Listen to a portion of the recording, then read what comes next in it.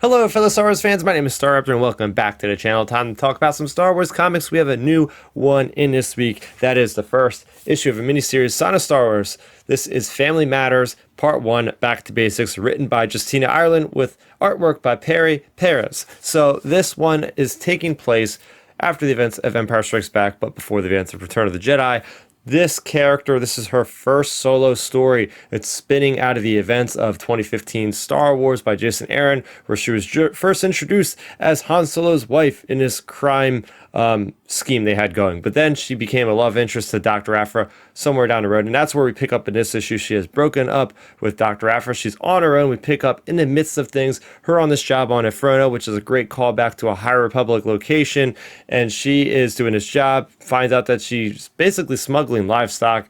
Kind of not into it with this weak way. They gave her the job. She says, let me off of this planet. Let me off on my own people's planet, which is Hosnian Prime. So we go back to Hosnian Prime. We get to see that location for the first time in a while. We haven't seen it too much in Star Wars, so it's always appreciative when we get that location. But anyway, she goes back to her family's estate, is instantly attacked by droids, wonders why, and that's when she comes into contact with her Grammy Thea, who says, hey, if you would have been more in contact with the family, you would have had the codes to get into this place. And quickly find out this story is a lot about family, a lot about her estranged family, her cousin, her grandmother, her aunt, her estranged brother that's not even in this issue at all, but is alluded to. So there's a lot going on with Sana Starros' very complicated family. She quickly finds her cousin Arissa is pregnant, and throughout the issue, she is trying to figure out, okay, who's the father because he's not around, what's going on here? And at the same time, Arissa's asking her and drilling her about, hey, what's going on with the breakup and all that. So we have a lot of interpersonal relationships, which we don't see a lot, especially in these Star Wars comics.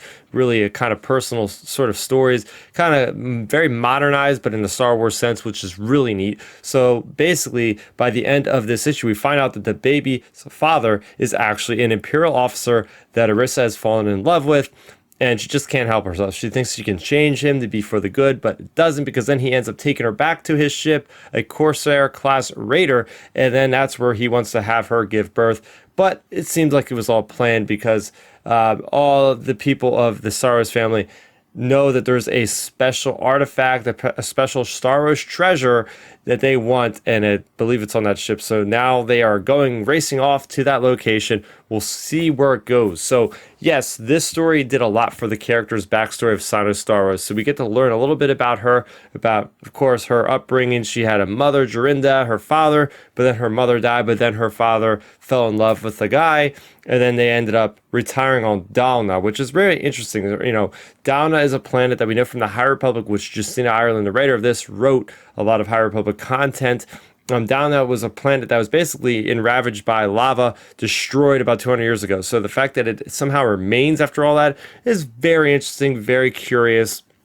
I like the idea that the story is kind of getting enabled with this.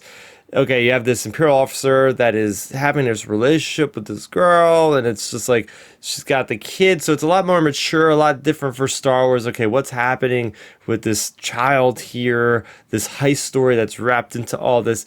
Very interesting. I'm very happy with how this story played. I didn't know what to expect. The artwork looks great. There's a lot of great action sequences in here, a lot of great gunslinging.